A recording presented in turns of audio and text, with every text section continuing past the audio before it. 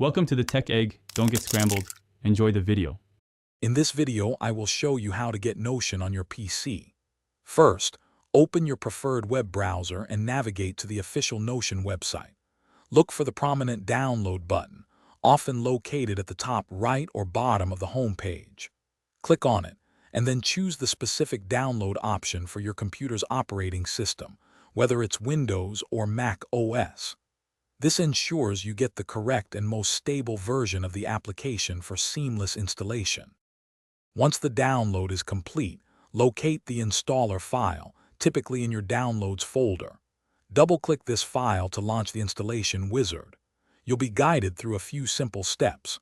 First, review and accept the terms and conditions. Next, you can either select a custom installation directory or simply proceed with the default location suggested by the installer. The process usually takes less than 1 minute to complete, preparing Notion for its first launch. After installation, you can launch Notion directly from your desktop shortcut or by finding it in your Start menu. Upon opening, you'll be prompted to log in. If you already have a Notion account, simply enter your email and password. For new users, the process is straightforward. Click Sign Up and follow the instructions to create a free account using your email, Apple ID, or Google account. This step connects your PC application to your personal Notion workspace.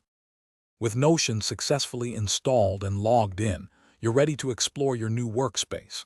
Take a moment to navigate the intuitive interface, which includes sidebars for pages and a main content area. You can start by creating new pages for notes, tasks, or projects. Notion offers hundreds of templates for various uses, from personal planners to team wikis, helping you get started quickly.